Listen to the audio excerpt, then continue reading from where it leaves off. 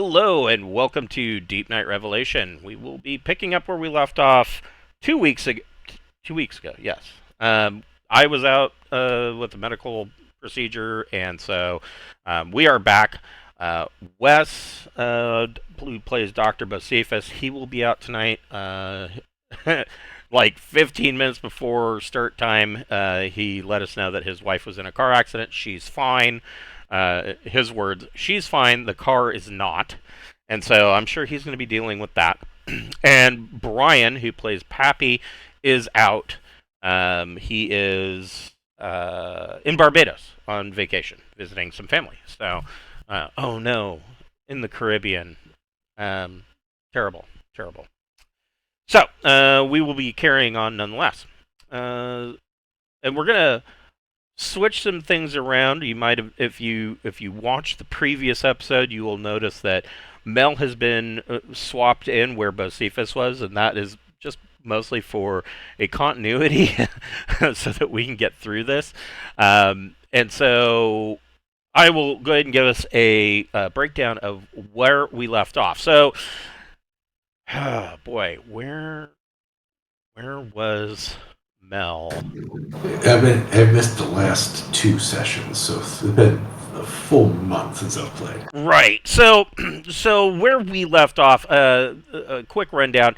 The Deep Night Revelation is being escorted through Commonwealth space by the I want to say the Illustrious. I believe it's the Illustrious. And her captain, Captain Lang.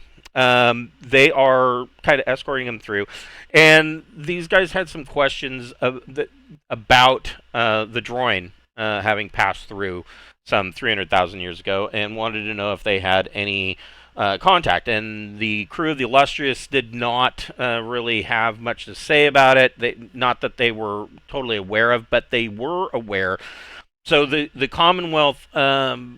There are a lot of droid in this section of space. And so the Commonwealth let them know that there was this world. I'm looking. Oh. Out of control. There we go. The Eynastyoi. So the world Eynastyoi, they are droid, but they are bigger and stronger than regular droid. And the other weird thing about them, there are two other weird things about them, really. The first being is that, unlike droid, the Eynastyoi are casteless. And so, normally droid, part of their coming-of-age ceremony, there is a casting ceremony where coins are drawn and changes happen, and it's all very it borders on psionics kind of thing. And they are casted into essentially what they're going to do for the rest of their life. And there are some that are put into the leader caste, possibly becoming what is known as leader of leaders. There are technical castes and labor castes, all sorts of stuff. And so the Eynastyoi are not casted. They pretty much live their lives like anybody else. The other thing about them, and this might be connected, nobody knows for sure yet, they have very short lives. Eynastyoi, otherwise known as Super Droid, they come of age at about 8 years old, and then they only have about another 8 years of adult life. And then after that, at like age 16, they start getting hit hard with the aging penalties. And I mean, like, really hard. I don't have it in front of me, but they, like, if you're playing an Eynastyoi Traveler at over 16, no matter what you do, you're going to take a detriment to like 2 of your physical attributes. And so, and that's if you pass it. So they get hammered pretty hard. And so, because of this, the Eynastyoi have gone up and down with their tech level, because the people that or the ones that figure this out, by the time that they've spent their short life working on some piece of technology, they end up dying before they're able to pass it on to anybody. And so their tech has gone up and down and up and down. And then they found a crashed ship, and their ship.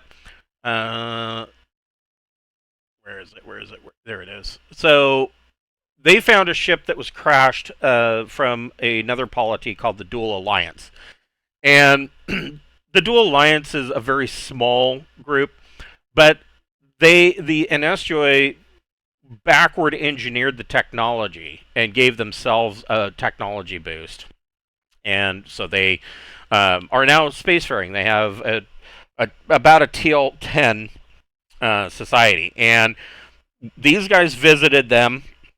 And Dr. Bocephus did find he did find a droid obelisk, but it was not related so much to the droid that passed through. It was before them, and that these guys basically came out here on their own. They were already here when the other humans misjumped and arrived here in this region. So it just basically detailed them and how they essentially are a microcosm, that they evolved separately from the rest of the droid. Because if you look at a regular droid today, they have changed very little over the last 300,000 years. They are the same that they were at the time of the ancients as they are now. They still have their caste. Very little has changed about them. And so there are cases where the droid have been segregated, and in those cases, that is where you usually find the chirpers, or in one other case, there's the tic-tics. And in those two cases, they are considered that the droid have kind of devolved into chirpers and tic-tics, whereas the Eynastyoi seem to have gone the other direction, and they just kind of have a split evolution. And so that's something that Bocephus is kind of exploring. But they learned from the Eynastyoi that they did find this other world, and they found that there were droid there, and their current belief is that they want to make it kind of like a wildlife preserve. And so they are studying them, but they have like a hands-off kind of situation. They don't want to pollute them, but they want to learn from them. And so they said that there was a ship that had gone to explore it, and that they haven't heard back from them for 2 years, something like that. And so they said that what they did know is that there was droid there. There were some possible droid artifacts and things of that nature. And so these guys, of course, wanted to go. And so they have set down on this world. What is the name of this planet? Ostiast. Ostiast 2, rather. There's only 2 planets in this system. It is a binary system.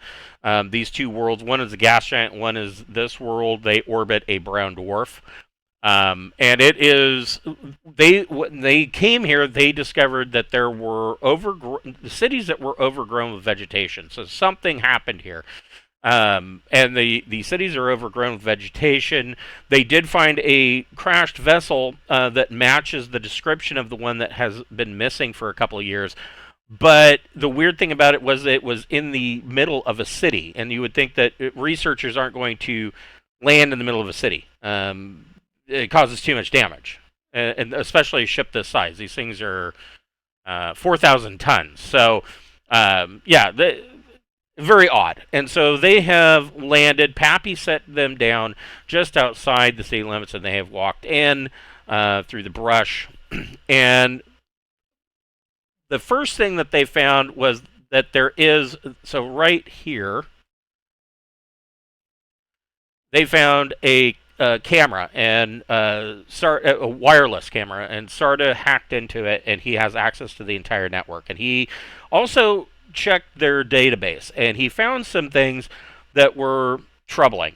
That basically these Eynastyoi super droid were essentially hunting and trank darting the native droid that lived here, and were rather rough with them, and are taking them off for something they don't know. And so it was a little troubling.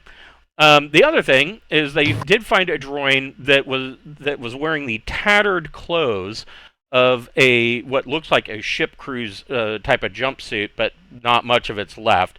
She appears to have been here a while, and she took off running. And just as she did, they were attacked by droid that have these feral pseudo droid that have jumped out of the bushes. And so, where we will be picking up, Mel, you are in melee combat with one of these, as is Sarda. Actually, it looks welcome like to the party. Yes, it looks like Sarda has a bit of a gap between him and this other pseudo droid. And there was a third pseudo droid that took off into the woods, kind of chasing after the one that ran off. And so, that is where we will be picking up with tonight's game. Before we get started, we'd like to remind everybody we do have a merch store via Zazzle. We've got hoodies and t-shirts and buttons and Whiskey Rocks glasses and beer steins that make better coffee cups than they do beer steins.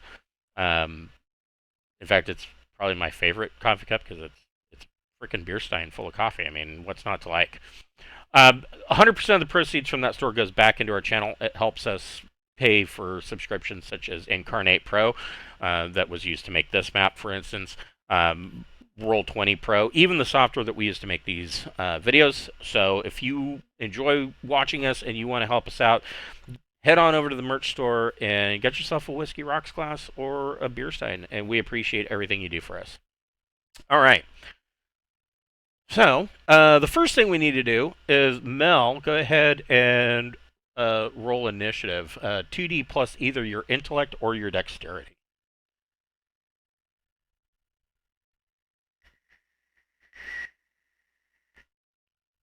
I know it's your song. You're going to have to refamiliarize yourself with the screen. Where's all my buttons? Be sure to target your character first. Yeah, I did. That's just a shit-tastic roll. Wow, 6. We got 6s all around. Okay. Well then. Okay. Where was I at? There we go. So, Pseudodrine. Well,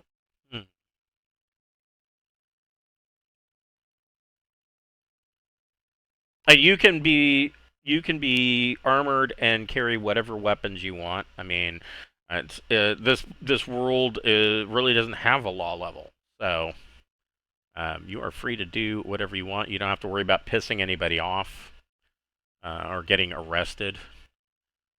These guys, he's got a bone knife, which I doubt is going to matter because I don't think he's going to be able to get through whatever it is that you're going to be wearing. But he is going to try to stab you with the bone knife. I will say that I know that I'm playing Traveler, but whenever you say I can have whatever I want, my first thought is, well, I want a Timberwolf from Battle Right. Warrior. Yes, play BattleTech. Yes, I will take a Timberwolf, all pulse lasers, and 2 Sounds EDCs. Giant heat sink in the back. Giant heat sink. Yeah, a double heat sink, thank you. And ferrofibrous armor. Yes. So, he does hit with a +3.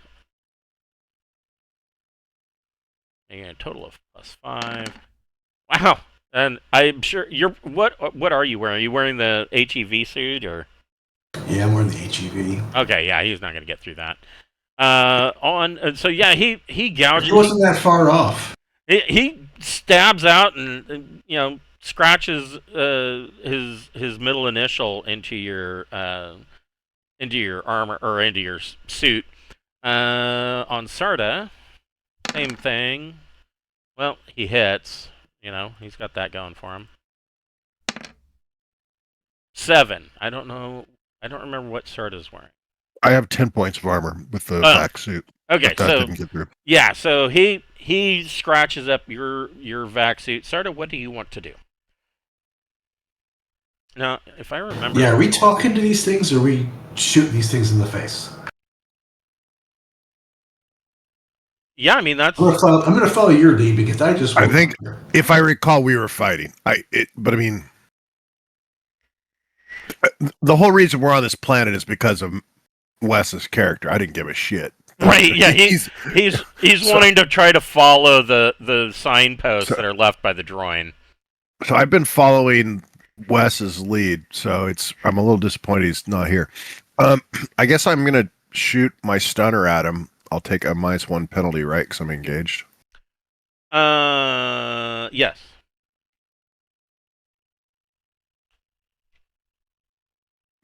That definitely missed. Ooh, yeah. So you snap off a shot. Mel, what do you want to do? Well, I'm not as kind and warm and fuzzy as Sarda is, so I'm gonna shoot this fucker in the face. Go for it. I mean, I just missed. It has nothing to do with mercy. So that is a hit. These guys have no armor. They're wearing loincloths. So that was just one shot from the gun. I didn't. Yeah, I mean you could go full auto if you wanted, or burst, whichever you want to do, single burst or full auto. I'll just do the burst. Okay, so you can add. So let's see, you've got what are you shooting? A Gauss subby. Gauss subby. AP3 auto. You should just do full auto every time. It is better. But it's so much better than. Since apparently I got some heap rounds. That's on the last time I was It'll on be the nothing but a ground. smoking crater. Let's see here, Gauss. Right, but taking 3 shots at him is going to be far better than whatever you might be doing by spreading it. So 3D plus 2, if you're doing burst, that is 3D plus 5, or I'm sorry, 3D plus 6, because it's got auto 4. Yeah, the extra damage is not that helpful compared to extra bullets. Well, he's not wearing any armor. You might be surprised. So go ahead. Let's see, 11 plus. That's why I'm saying That's extra. Right, 11 is 2d6. So that makes it 15. 2, yeah. Yeah, 3d6 plus 2 is the damage. So that would make it 15. Let's see.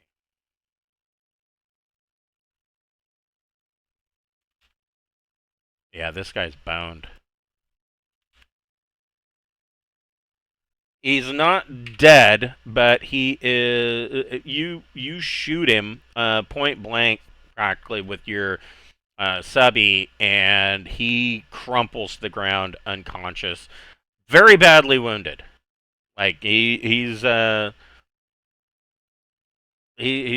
messed up. This pseudo-drone sees that. I don't.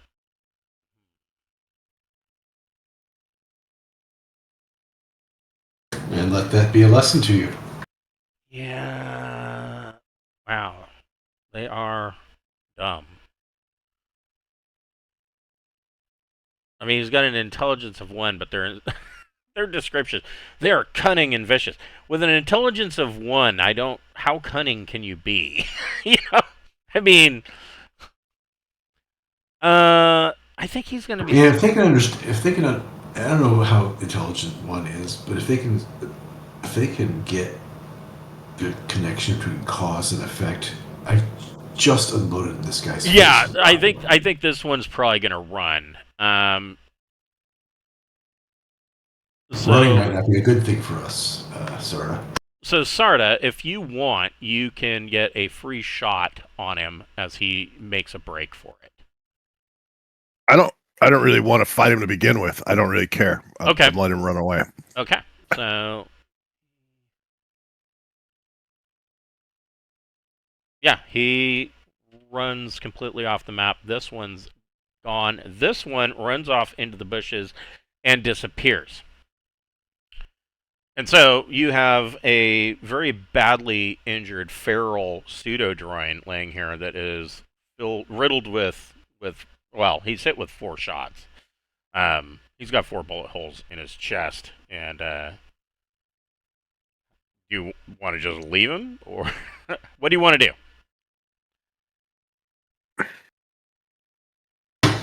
I want to do whatever Wes's character would have us do with him. So that means that. Well, I don't know that he would. I think we just sort of freeze the decision and we allow Wes to retro. Okay. We can do we're that. We're gonna follow his lead. Okay. If he wants to kill the guy, that's fine. If he wants to bring him back on the ship, I don't care. We're on this planet because his character was interested in these droid. So right. I don't know if there's ever been an instance where Wes did not. The instance I played where he hasn't immediately patched up whoever the fuck we just fucked up. I've seen him kill just as many people. Yes, brutally. Yeah. He takes the oath of do no harm very loosely. I mean, I don't know. Maybe it's a Chikari thing. I'm not sure, but so you guys are kind of panning out of breath a little bit, and you're kind of like, "What the hell was that just happened?"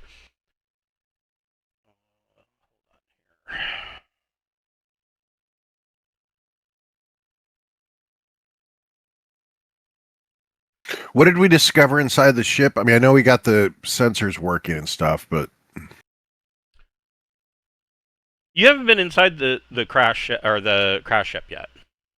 Okay. Oh, that's right. He was using telekinesis. Right. Clairvoyance. Clairvoyance. There you go.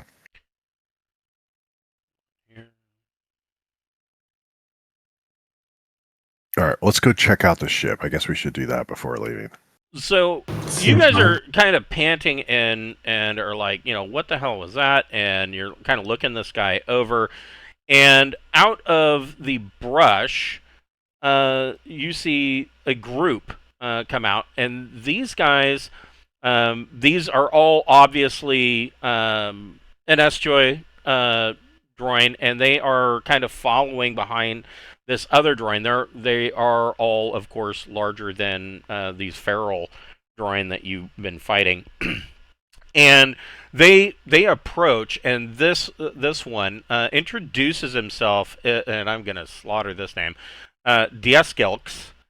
And he kind of comes forth. All of them are kind of wearing a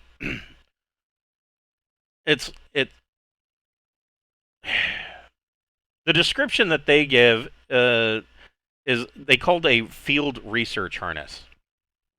Reading through this, it sounds an awful lot like a fishing vest, and they are it has like light a very light body armor. I want to say +3 protection for body armor, but they are customizable with the pockets and whatnot, and all of them are wearing this, and you can see that they've got various lab tools and whatnot that they all have attached.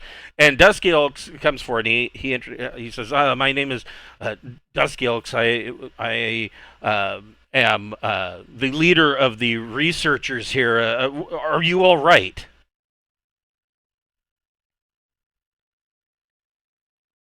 Yeah, we're fine. He says, "Oh, that is good to hear. That is good to hear. Please join us. Come to our lab and partake in some refreshments and gather yourselves from your ordeal. The feral droid in this region can be quite dangerous if you get too close to them." Okay. Yeah, So I'll join him. Okay. so he leads you. Have we, not to interrupt, but have we picked up the language of these guys? It's that it took us a while to get the language of the humans. I don't know if you've been around enough pseudo-android in this area to pick up the language yet. No. So, are you asking that as a question, or are you asking that metagame? That's a metagame thing. Okay. I So, mean, can we understand them when you're talking to us like we can? it's possible. The Eynastyoi, despite their alternate evolution, they speak Oinprince, the same language as the standard droid. Okay. And in most cases, they have also picked up what would be known as Anglic, as a form of common. Although it is heavily peppered with anachronisms from old Earth, because the people that they learned it from came from the old Terran hegemony before the Soleimani Confederation kind of took over. So they have a lot of old slang and old Earth sayings that are intermixed with Anglic, which is pretty much English. So Okay. so these guys obviously have had contact, and but they are all kind of dressed like researchers, and they bring you into this circular section. It looks like this may have been possibly a stadium at one time. It's very very old, crumbling ruins all around it, and he. Diaskelks brings you in. You can see that there are a number of folding tables that are set up here and there. There are solar powered or solar panels set up for recharging batteries, and they've got a number of rechargeable lamps that are set up. And they all sit down, and they break out some rations, as well as some food that they've hunted. And they it's all cooked, and they're passing it around to you, offering. And so Dusky Elk says, "So tell me, what is it? What brings you to this world?" We're seeking to learn more about the droid.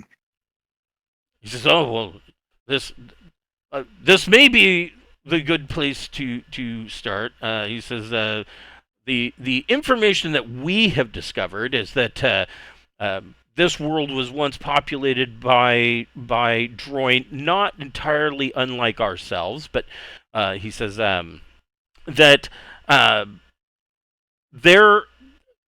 thought is that there was some kind of calamity that happened, probably either a massive climate shift or possibly a disease.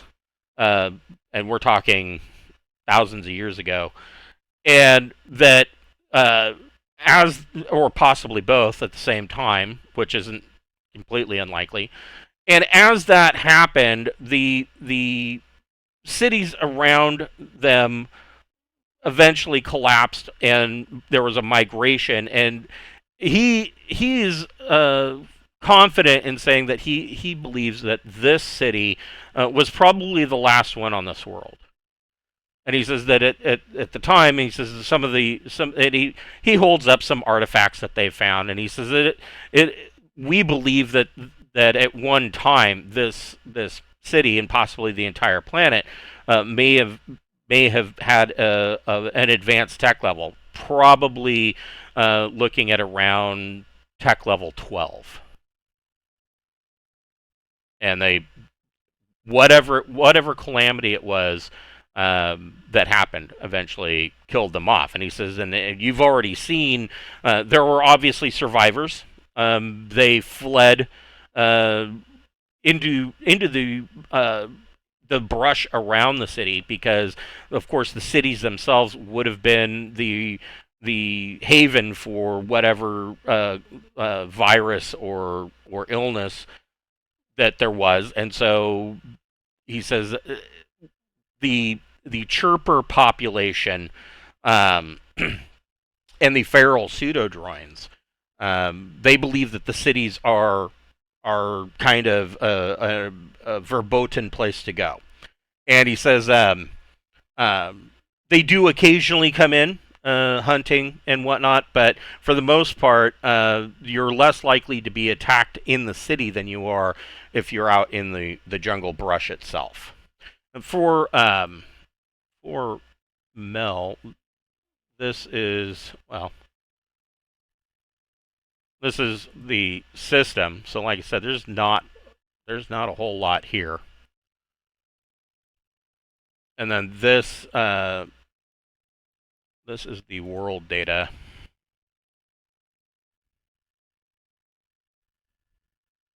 So I'm going to show him the distance we've traveled. Okay. In terms of like create a hologram showing the systems we've traveled through and discuss the droid that we've been following on our route and the planets they've been to and the monuments they've left, and that they seem to be pursuing the same goal we are, which is to discover and destroy the source of this fungus. Okay. And so we believe the droid that were found here on this planet may have been dropped off by that earlier group traveling through. Okay. Whereas, you know, other droid that are in the area came later with the misjump. Right. And so we're hoping that if this was a planet that the droid settled as they traveled, that maybe there would be some sort of monument, something that might be left to discuss the fungus and their expedition. So that's what we're hoping for. So we thought it would be worth checking out the planet. Found this downed ship, which obviously comes from a much later group of droid than the earlier group. And so yeah, he kind of looks it over and he says, he says, we haven't found anything like these droid monuments that you have run across before. But he says that your theory that Oskias 2 was populated by these droid as they pass through is very possibly. I mean, that would make a lot of sense. The other thing about the Eynastyoi that for Mel is that they don't have a whole lot of knowledge of their own history. So their knowledge of their own history only goes back about 500 years. There is one monument on their world that did.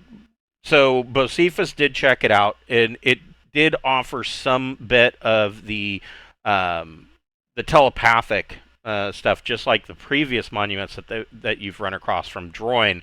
But it was very very old, older possibly than even the Droin coming through, and was totally unrelated. And that's how he knows that the Eynastyoi are not related to the Droin expedition.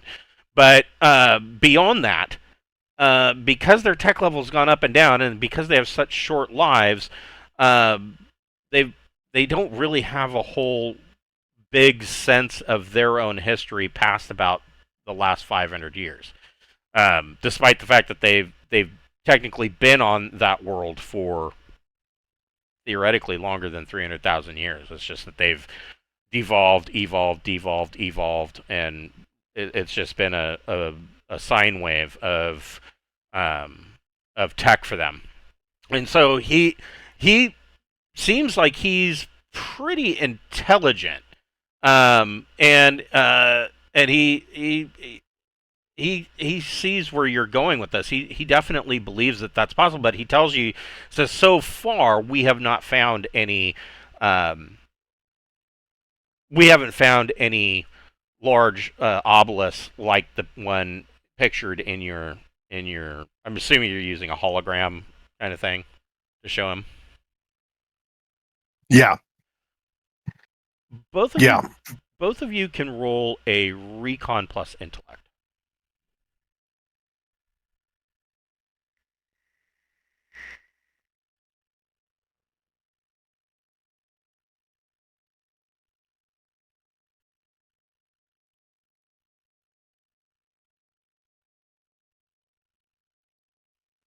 So I got to dump some XP into that goddamn stat. so you actually both got it.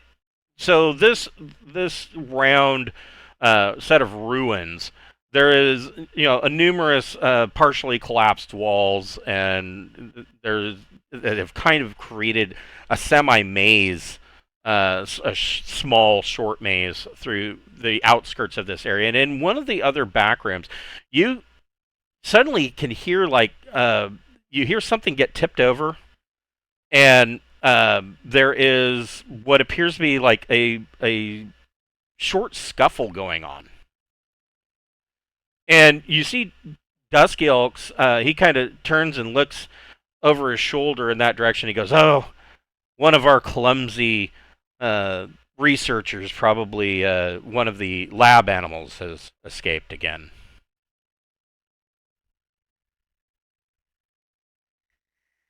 Well, that just seems like horse shit on its face.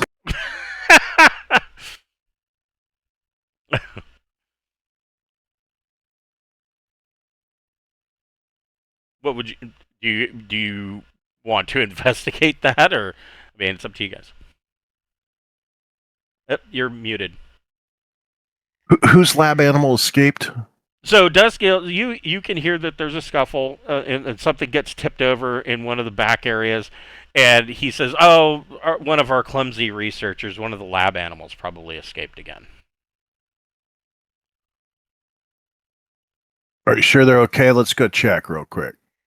He says, "Oh, certainly, certainly." And so he takes you back there, and you come into the back, and this is what you see. And you see that there are a number of these super droid, they have handheld computers, and there are a number of these tanks, and there are these other droid, these chirpers, the natives, that are in these tanks. And when you initially look at them, you can initially look at them and say, "Yep, those are droid." But then as you look at them a little more, you can see that they are, some of them are dead, and others are altered. Like they've got, horns coming out of their head. They've got stuff coming out of their shoulders. They're obviously mutated in some way. They look a lot like the feral pseudo-droid that you just fought. It's really too bad Wes is not here. Yeah, I think this is right up his alley. Oh, can I get a DNA sample of this? So I think we just leave him here, and then we head back to the ship. Okay. You certainly can.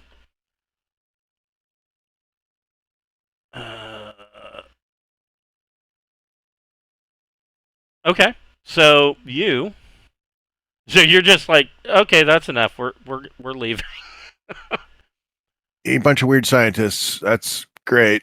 We're gonna leave you with our weird scientist. You guys can compare notes. Okay. So I assume you're taking Josephus with you. You go ahead and you start to leave. And Dusky Elks is following you. Oh, no, wait. There's so much that you can learn here, and he just is following you all the way down here, and you can both make another recon plus intellect check.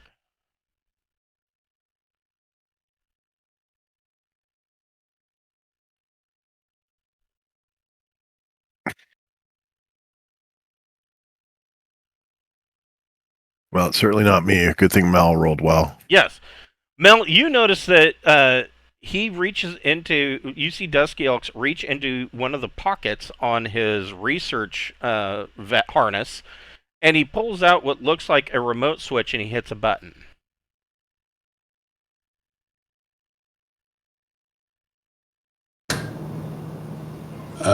Okay. I'm getting a little creeped.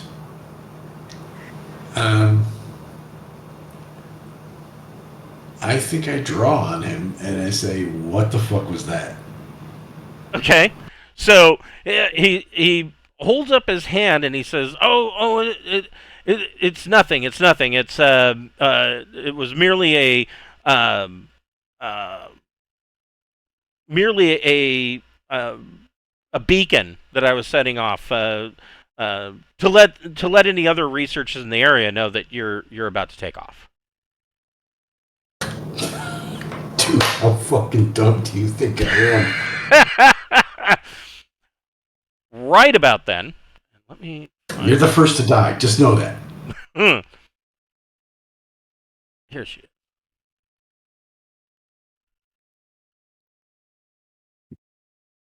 Okay.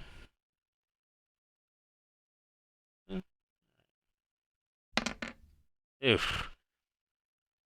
A shot rings out from an auto pistol coming from the bushes over here, and clearly it was aimed at these Eynastyoi here, and it bounces off this off this wall over here, and this one immediately runs off into the bush and disappears. These other two.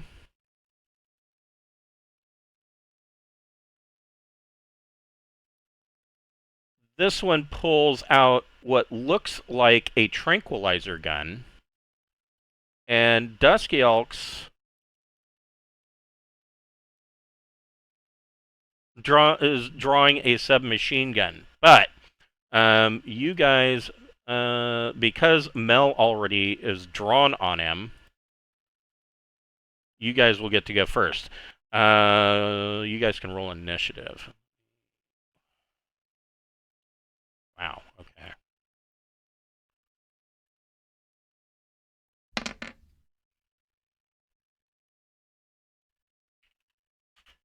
Also because they are having to draw.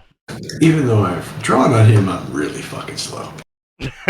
Well, you still get to go first. Hold on.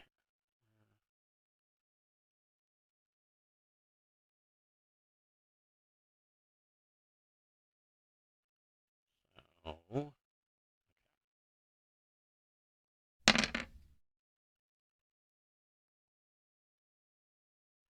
When I was research assistant, rolled well. All right, so Mel, you were already drawn. What are you doing? It's a definite advantage in this game of having a name that starts with an A.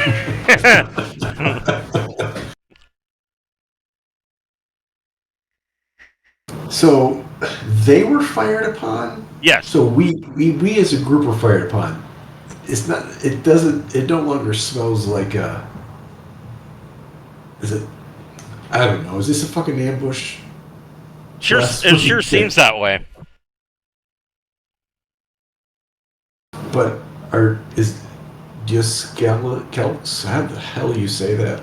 Yeah, Dusky Elks. Yeah, sure. Dusky Elk. Is he looking towards me with that gun, or is he looking towards the bush with that gun? He's looking at you.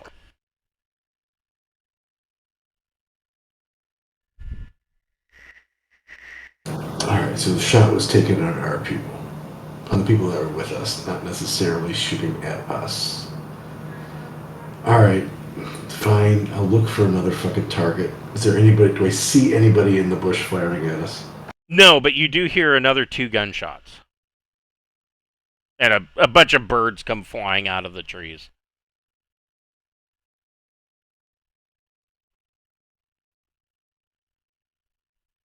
Alright, I'm gonna move towards the shots. You said it was this way? I can't ping. Yeah, up It's that up way. there? Yes. Alright. Yeah. I guess I'm gonna go towards the bush to get cover. Is that too far? What's the So you can distance move. on You this? can move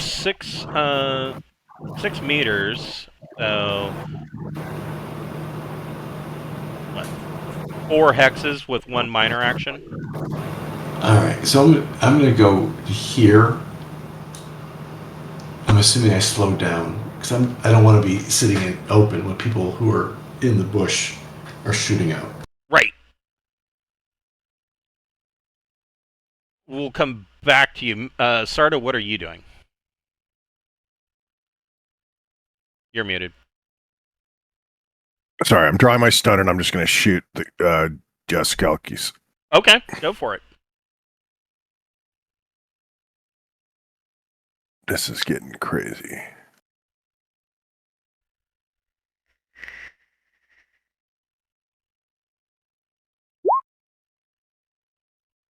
Well, I hit, but it's not a great hit. Oh. It's actually one higher than that.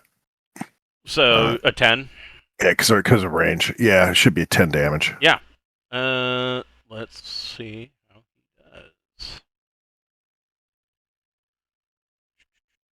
does. I rolled a 7 on 3d6. Ew.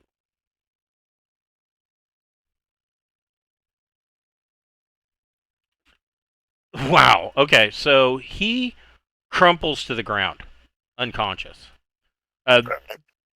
This other one draws, or he has his trank gun, and he is going to take a shot at you. His face, like for a droid, I mean, it's hard to tell with their facial expressions, but you would guess that it's one of shock that Dusky Elks went down. And he is going to fire his trank gun. Now, I have to look at their trank gun. Okay.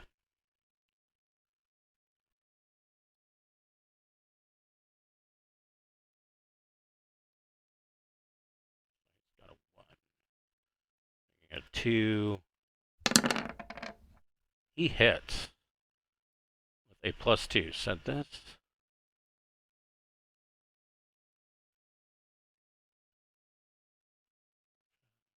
And that was a stunner, so he's not dead. Right. Yeah.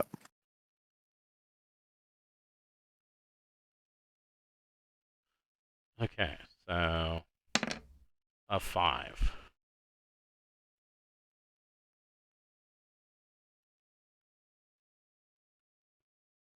So you get hit with this dart, and well, we will see if it even.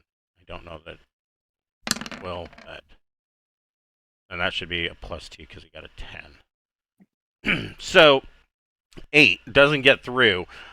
You do notice that where the dart has hit he hit you in the arm, and the very tip of the dart kind of scratches your skin, and your arm goes numb, and you're feeling like you're feeling a little woozy, but not enough to throw you off your game because it didn't penetrate your armor. Mel, in the bushes, you see that there is the other Eynastyoi that went after the researcher that went after this other droid or whoever's shooting at you. He's been killed, and out from behind a tree, holding a pistol, you see another Eynastyoi, but this one, it's a female, and most of it looks like she was wearing some kind of ship suit, like a jumpsuit. But she's been here a while, and like one sleeve is torn off. There's holes in the knees. She's dirty. It looks like she's been hiding and living off the land.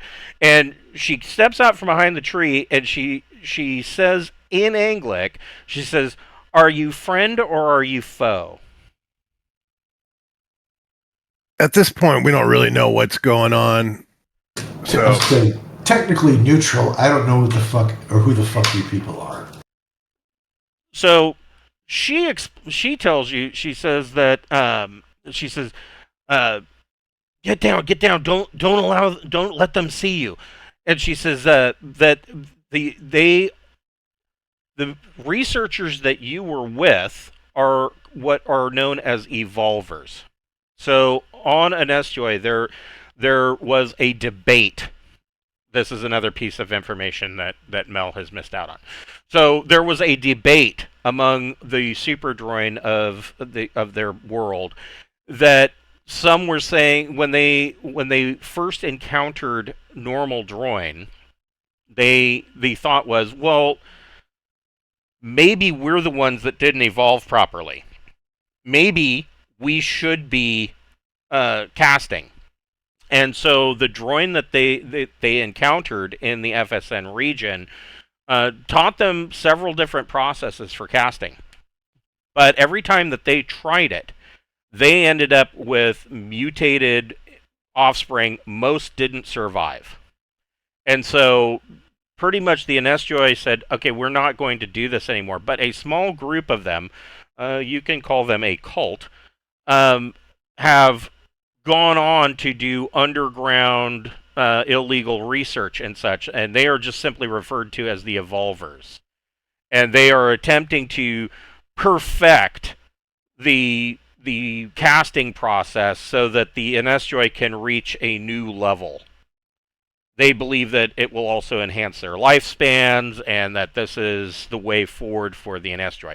And so she tells you that they came here to the world. They didn't know that the Evolvers were here and that they were ambushed by the Evolvers. And she says that the rest of her crew has been captured by these Evolvers and have been taken to their research station.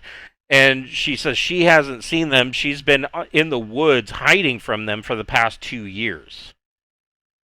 She's been trying to get her crew back. She says that Dusky Elks, she says the one that your friend just stunned, she says he isn't originally an Evolver. He is their one success. All right.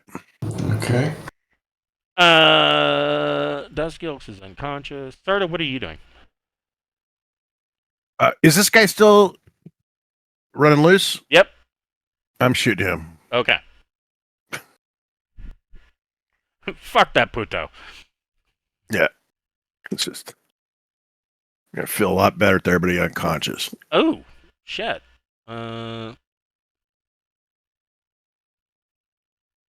And that is correct damage there. So he doesn't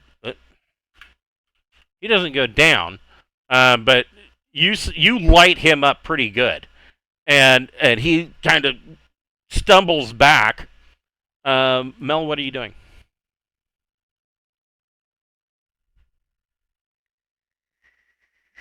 Well, I'm gonna. Well, not necessarily. Oh, the other thing that she tells you, she says, I'm sure that you came down here because you saw our ship in the middle of the city. That is our ship. That's not where we parked it. After Dusky Elks and the Evolvers took the rest of my crew, they then took over my ship and moved it here. Crashed it. Well, I'm gonna not necessarily point my gun directly at her, but I'm gonna keep it. I'm gonna get down like she said. I'm gonna kind of keep her well within view while keeping my eyes on Sarda to see if he needs any help. Okay. Okay. So I'm gonna say that that gives you a +1 for aiming because you're keeping an eye on Sarda. You can take a shot if you wanted to.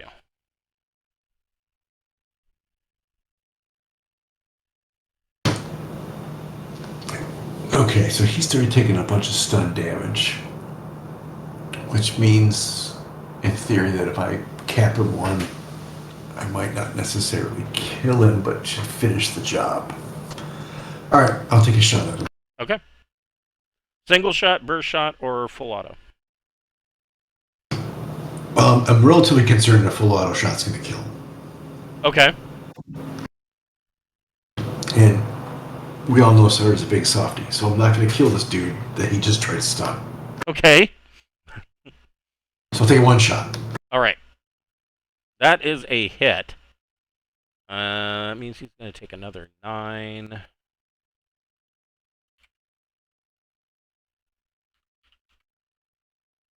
So he takes it in the vest and kind of, is look of surprise. He thought that you were dealt with. And he's gonna fire blindly in. Well, first of all, I don't. Is it blindly? Let's see if he can. Hopefully, you have some cover in these woods. I would think that you do. -1.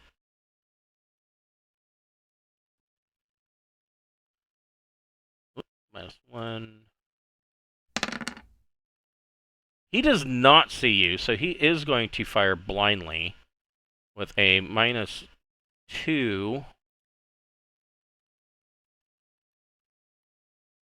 That makes it 0. And misses. So you hear the pneumatic go off, and a dart goes, through the bushes, way overhead, misses completely. Sarda, what are you doing? I'll shoot him again with the stunner. Okay. He's got to go down eventually, right? Well, and I hit him last time, so that means I can activate my your smart gun? Smart tracker. So that's what I'll do as a simple action. I'll activate the smart tracker, giving me +2 to hit.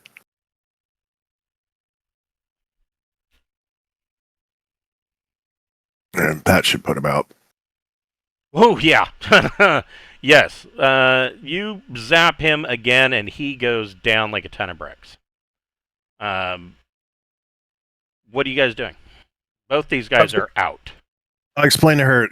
I'm using. This is a non-lethal. It doesn't kill them. They'll wake up eventually. Are there more of you? Is there more of your crew?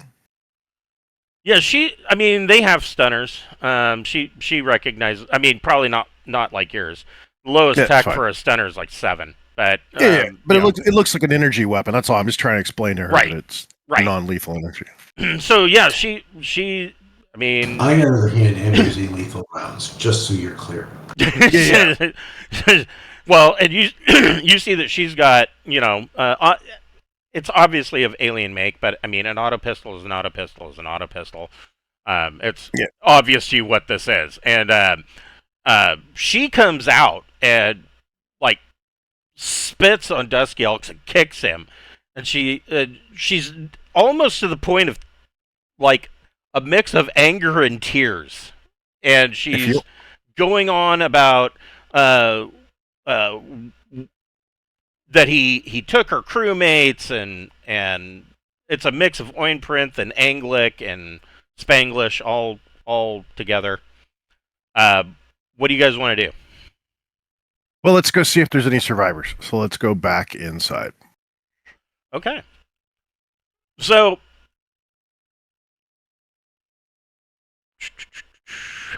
you get back in, and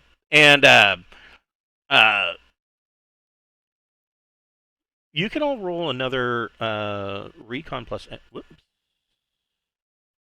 Roll another recon plus intellect check.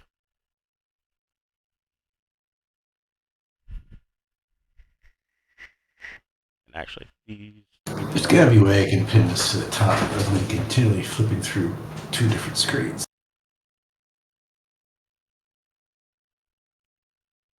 Ooh, that's a good. Those are both good rolls. So, coming into the lab where these guys were in the tubes, the 2 researchers that were in there are gone. There is obviously multiple ways out of these ruins, but you can see that it looks like the situation in these tanks has changed.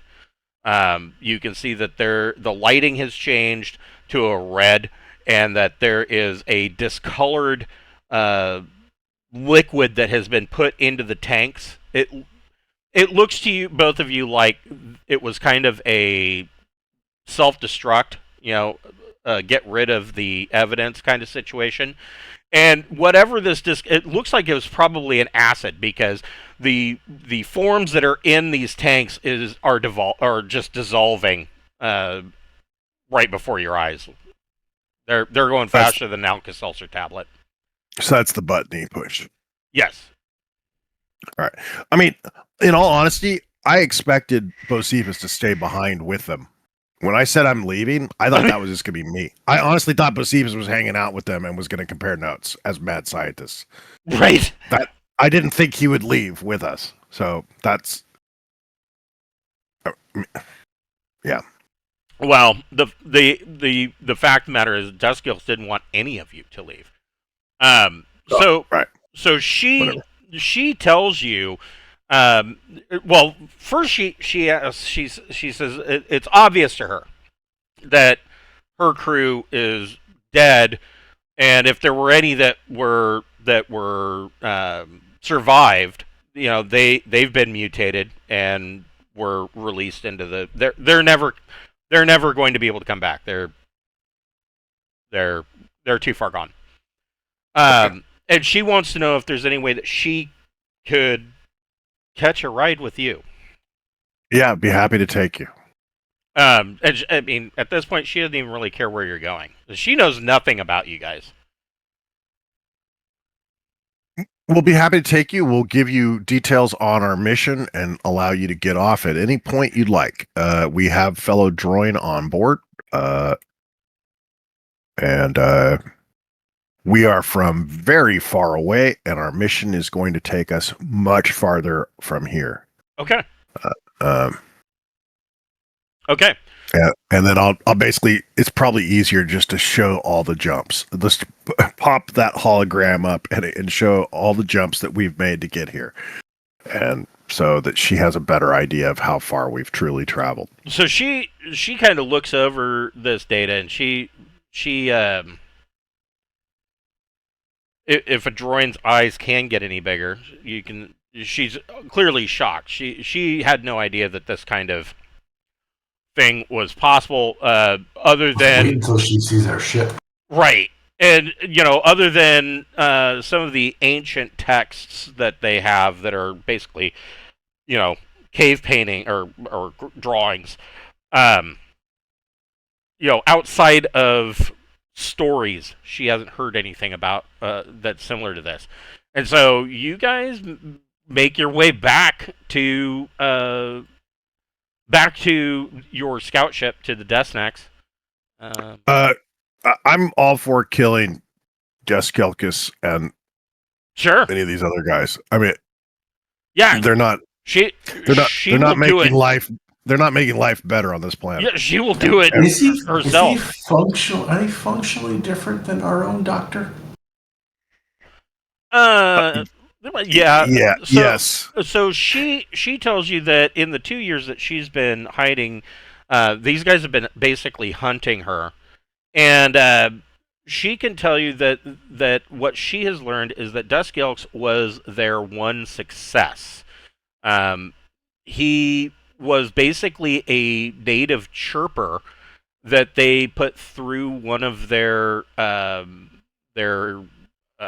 casting processes, and she says he's not trustworthy. He is a powerful psionicist, and she says that he can make you think or see things that aren't true or are not there, and that he's essentially a megalomaniac.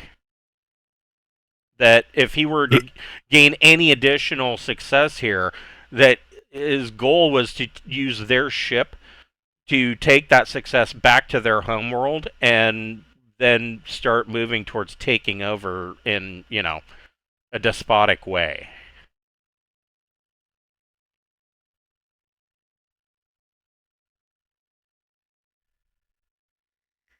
Okay. Where is their homeworld? Is it close? So you've been there. Eynastyoi is their homeworld, and so he was going to take this success back and continue his evolver experiments on their homeworld and try to literally take over.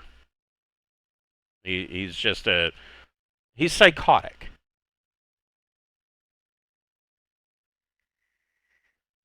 Okay. All right. Well, not an issue anymore. If there's anything that was anything unusual in the lab that looks like it might be useful, So she Let Bocephus grab it. yeah, Bocephus can grab a few notes. She grabs a few pieces of information, and you guys get back to the scout ship and are back, and you head back to um,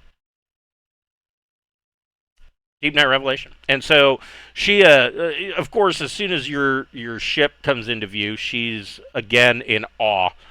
And during the ride, she has a little bit more time to go over what it is that you're doing and learning about the Deep Night entity and whatnot. There we go. This is right. And so she finds all of this fascinating, and she tells you, as Pappy's flying you over, she tells you that she finds everything that you're doing fascinating, but and of course she also sees the illustrious that is near, and she tells you that she would very much like to go with you on this journey, but two problems is that one, she's been out in the middle of nowhere for a couple of years. She would really like to see home, and two, that she tells you that she's already 14 years old, and so she doesn't know that she would live long enough to see your mission through to the end. I mean, that's a okay. suicide mission. Quite a few of us probably won't see it through to the end. Yeah, that's that seems the price of admission. Yeah, that's true, huh? But yeah, where is her home world? I mean, so she can catch a ride. So the illustrious is going to follow you, follow the Revelation to the edge of Commonwealth space, in which point you were going to move on. She can at that point board the illustrious because they're going to obviously go back the way they came, and they can drop her off on Eynastyoi.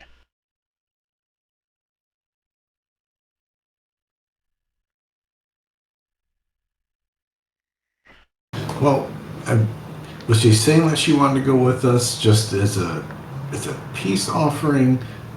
She wanted off the she wanted off the planet. Yeah. Well, right. But she's welcome to go with us if she wants. Yep. We're happy to let her do whatever she'd like to do. Go ahead and make a persuade plus social check, either one of you or both of you.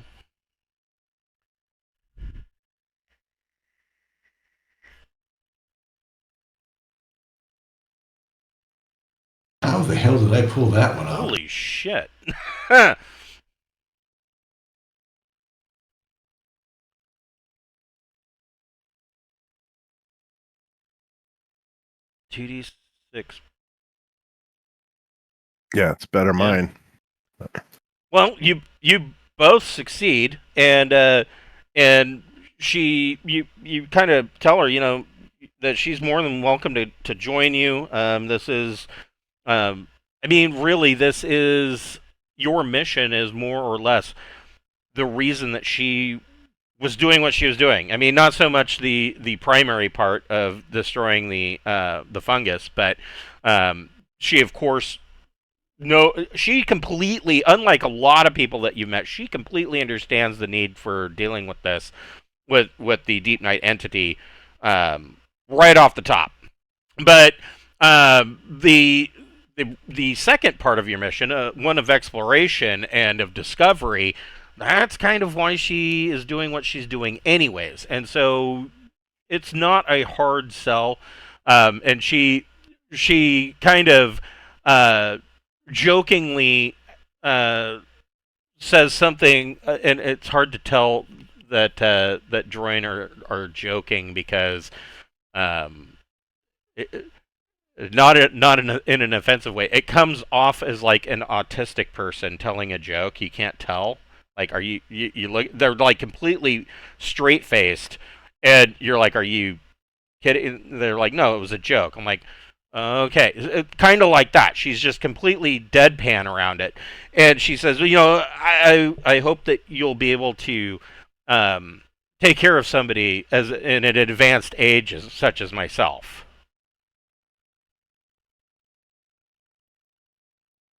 Yeah. I think we can. And so, yeah, she comes aboard, and you can welcome a new crew member. What is her name? Her name. I have a name for her that I will probably promptly forget.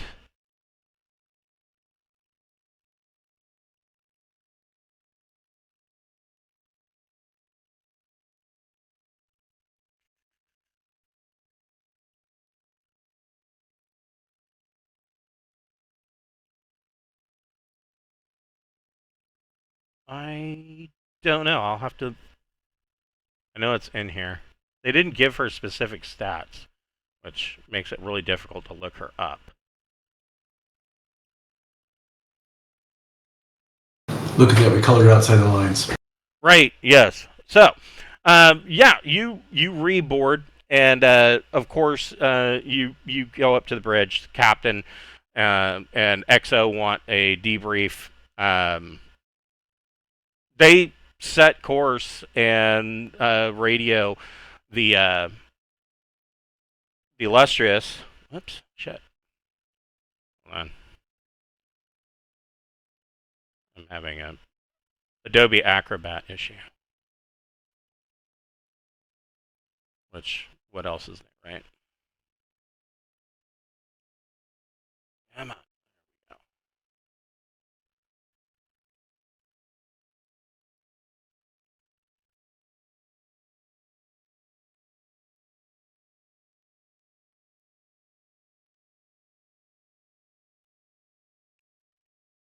And so Illustrious radios in with course data and basically, you know, giving you the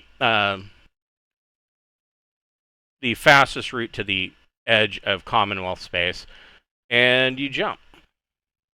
Oh wow, I got that right. It is the Illustrious.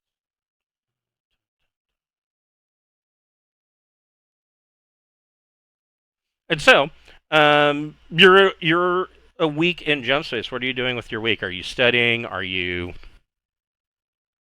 What's your plan? I'm going to continue studying. Okay. I think I should study, but do I need to? Would it be better spent trying to acclimate the person whose name I've already fucking forgot into the crew? That actually, that's not a terrible idea. Yeah, hold on. We'll assign a droid to her too. Yeah, you could. I forget what Wes calls him, but you've got the clone that he made. No, not the clone. We want to assign a regular droid, one who's been on our ship for a while and understands crew prop.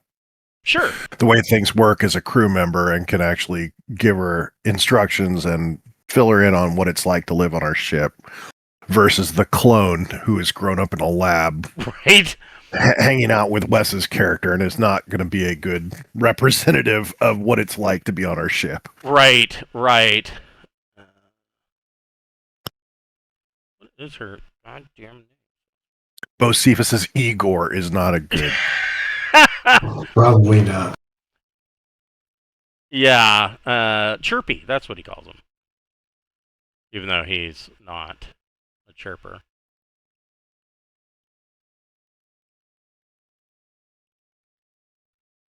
Oh, here we go.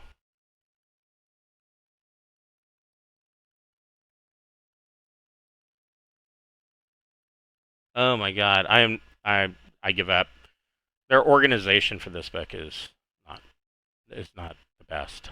But so yeah, you find one of the droid crew members that and kind of assign her to him, and he's willing to kind of. In fact, he works in the science division, and so he takes her to the science labs and kind of shows her around the ship for the rest of the week. So that part's taken care of. So you both are free to add a week of study or whatever else you want to do. Well, there's all kinds of things I should learn, but I'm going to add a week to improving recon. Okay. What about Sarda? I've already worked on doing my week. Oh, okay. Okay. Yeah, vaccine training. Backseat training. That's right. So the week goes by, and you come out of jump, and the illustrious essentially tells you. Now you haven't been jumping your max range because the illustrious just simply isn't as fast as you are. It's only a 2J ship, I want to say. It is yes, jump 2. And so they effectively tell you, Captain Lane tells you that this is the edge, maybe within a parsec of Commonwealth space, and that beyond that, it's not like there's nothing but black. There are some small colonies and whatnot that live out beyond this edge. And so he tells you, don't be concerned if you run into other civilized planets. They're considered more or less independent, but the further you get beyond this edge, the less you're going to wrong button. The less you're going to see of civilization. And I've got here we go. So you're more or less down here. And your next waypoint is this red diamond, FSN-X, at which point then the captain and whatnot, they're, as usual, they will gather everybody together and essentially decide which route they're going to take from that point on. And so, essentially, that's a long ways because each one of these squares is an entire sector. So you're probably looking at least at 2 months. So you both can add 8 weeks to whatever skills you're training. Because really, nothing happens in that. That's a roll for me.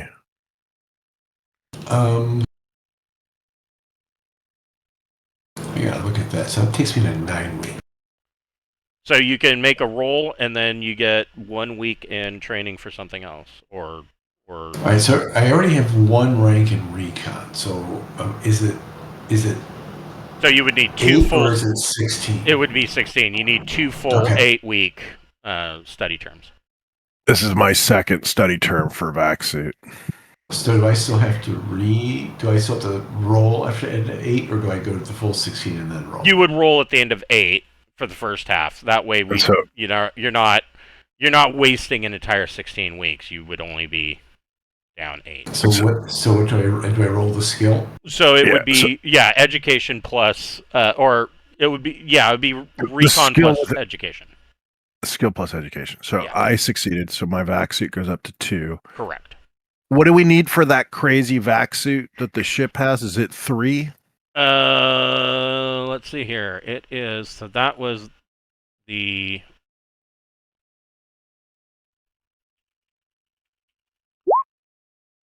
Let's see. Standard armor.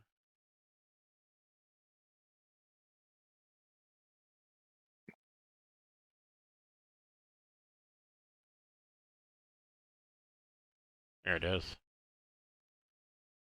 Oh, and I didn't put stats. Damn it. Here. Have it. I think it's VacSuit 3, yeah. Jesus, that's ridiculously high. Yes, it is. There we go.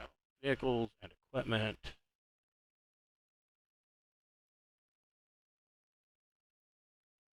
I think the idea is that this thing, yeah, it requires vac suit 3. This thing is just clunky as all shit.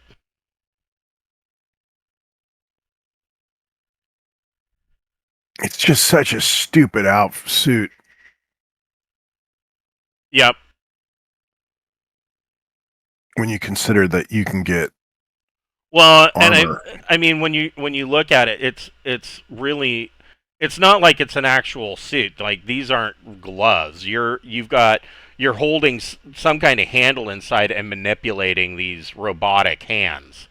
I Yep. mean, your feet are probably closer to where the knees are. Um, so it's more of like Yeah. a small mech. Well, if he can have that, I can have a Timberwolf. Right? Yes. Well, we don't have Timberwolves on the ship, do we? I mean, we've No. got this vac suit and You've probably got, yes. nobody that can use it. Yeah, there's very few people that would. Some of your EVA specialists would be able to use it, but I mean, you're probably limited. Out of the 500 people, there's probably 5 or 6 people that are rated to use this thing. And it's Yeah. it's very specific. I mean, the exploration suit is, you are wanting to do a deep dive, into deep water, or you are on a high gravity world, that's going to be, 1.9 Gs plus. That's where the exploration suit comes in, or a high radiation world, things like that. It's a very specific piece of equipment that isn't needed very very often. But I mean, you can do sustained operations in this thing up to 14 Gs. So I mean, it can take a beating. Yeah. At the same time, I'd still prefer battle dress, but Well, yeah. it doesn't seem to be an option. So in the 2 months that it takes to cross to FSN-X, you do find there are a couple of small colonies here and there that there is some basic trading that goes on. Uh, nothing major. You don't find any of these colonies to be above like tech level 8 at the highest. Most of I them do are. have a bunch of shit to sell. Go ahead and make a broker plus intellect or education check. Although, where the hell did I write it down? Notes. I need a broker plus what? Broker plus education or intellect, your choice. I'm not sure that's a choice at all. Right. Okay. So, Fuck. yeah. That's with a 1. Yeah. Yeah. I mean, So you are successful. What are you looking to sell? Well, I have 70 tons of industrial goods. Oh, okay. Hold on here. I have something for this. Something I added. So you've got 70 tons of industrial goods. Let's see here.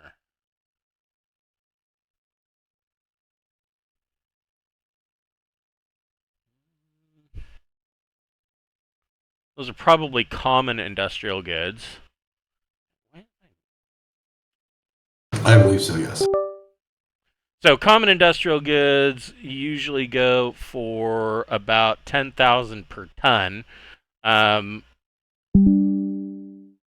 Probably not going to get that much. All right, so these notes indicate I acquired them at 15. Well, I acquired them for free. So it's Right. all profit. It's all profit. But at an effective price of 15,000 credits per ton. Okay. So he kind of got possibly bamboozled. These are usually non-agricultural. Oh, they are industrial. That's where it came from, the +5. Yeah. You could sell those. Let's see.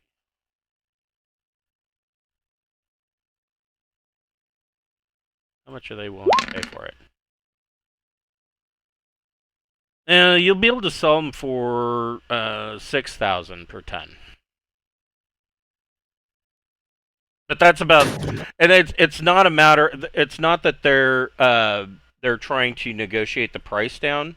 It's that these colonies just don't have a lot of money. Well, we need spending money for this side of the fucking rift. Well, Right? once you're outside of the FSN region, those Commonwealth credits or the Grand Republic's TD probably aren't going to go very far. This is its own little microcosm of civilization. I mean, you They might. have to be worth more than Federation credits. Or what, not Federation. Well, what I'm I saying mean, is that Imperial. it's camel cash, dude. right. And so if you're not buying Camel cigarettes, stuff. Exactly. Yeah, that's the problem. Once you're out of this region, you're not going to be able to sell it or use those credits as much because nobody has any way of drawing on that line of credit. But these guys, they are willing to trade in bullion, precious metals. Well, do I hold on to this and barter? Or in case we ever need another refit? Or we need to acquire something that we cannot provide for ourselves and just hold it and barter? Or at least maybe it makes more sense to sell it in the system where we need capital now. Well, it's 70 tons. It's got to take a decent amount of space, and gold might be easier to transport. Yeah, I mean, yeah, that's true. Gold is going to take up space, huh? Not as much as 70 tons of fucking industrial goods. Yeah, I mean, you're talking about 420,000 credits of gold and silver bricks.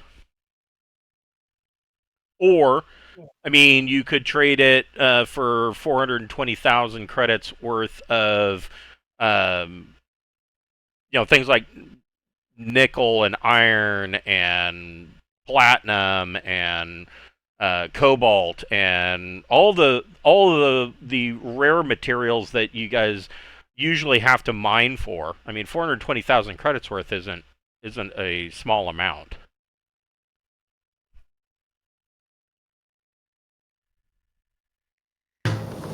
All right, I'll trade it for raw materials for our fabricators. Okay. All right. So yeah, And then if we ever need anything, I've got a lot of drugs. that's true. So 420,000 credits, I would say that's probably equal to about 40 units of raw materials that the ship can use. So you do some trading along the way, mostly with these small colony worlds. None of these worlds out here have a population. When I say small colony worlds, they are shit. They hold on, sorry.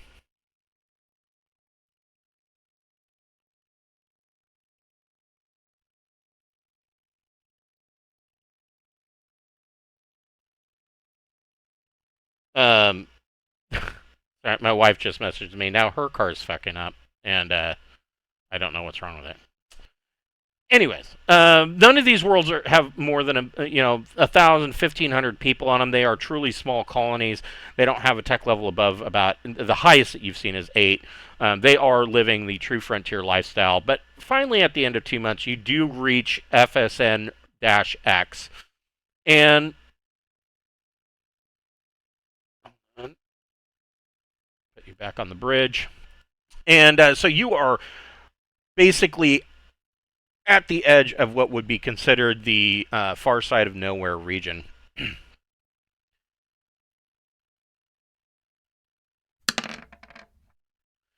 And standard procedure, the captain brings you in and tells you essentially they want to know what your thoughts are.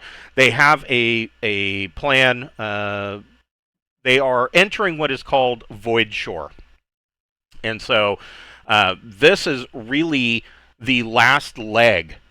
Getting across what is known as Void Shore is really the last leg of the journey before you will cross over or reach what is hopefully Terminus Point.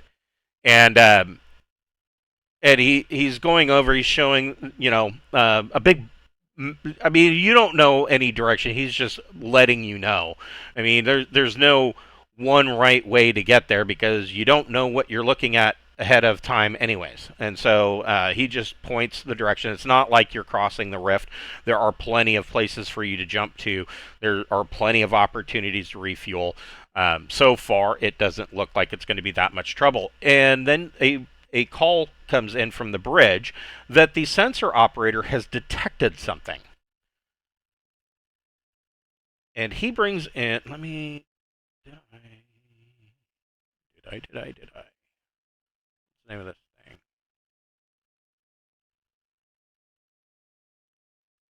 thing? He has discovered a badly damaged ship. It is about 3,000 tons, and it is just a floating wreck. There is a large debris field. Salvage. Okay. Does Sarda want to check sensors? Yeah, let's check sensors. How far away are we? This thing's probably at very distant range. All right. Which is why it took a little while for sensor ops to find it. The ship bonus is 2. I'm trying to remember what I get from the ship. You get a +2 from the ship. 16. Nice. So you kind of zoom in on this thing. The initial information comes back that the cloud around it shows that there's the initial ship itself looks like it's worth about 3,000 tons, but the cloud around it, this debris field, it looks like a big battle happened here.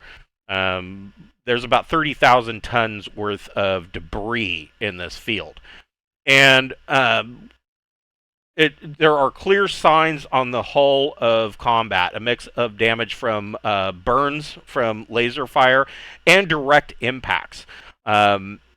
It's not immediately evident of what smashed into the hull of this thing, but you are detecting some biological matter at impact points. And when I say biological matter, I mean like from the biologicals that you ran into on Wildwood. And your computer finally puts together that this is what the ship was.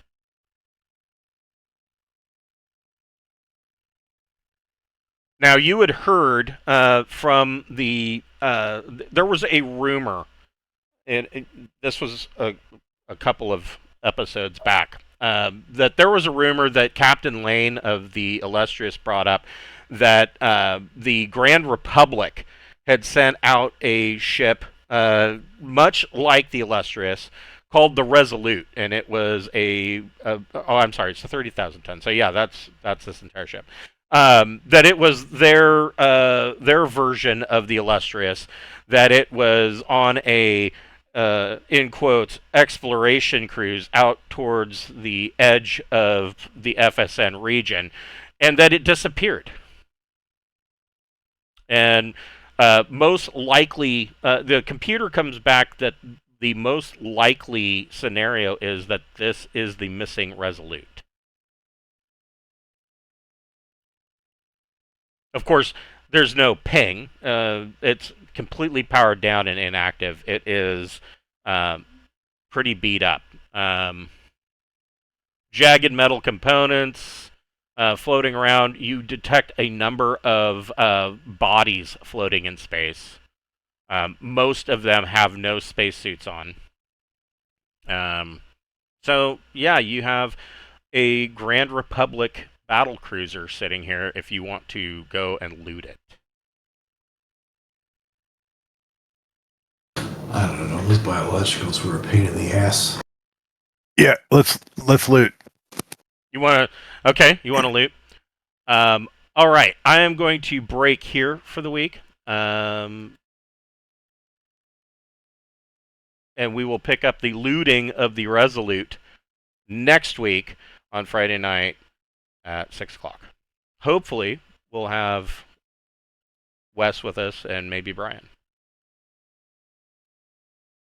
Yeah. All right, cool. All right. I am going to say Fun. that both of you, if you don't already have it, you can add Survival 0 as a skill.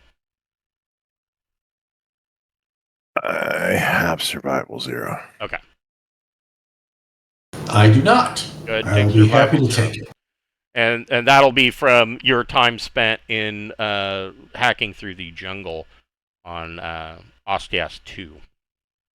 Sounds good. All right. I will see you guys next week. Yeah. Take care. See ya. Have a good one, guys. Yep. See you Have guys. a good one.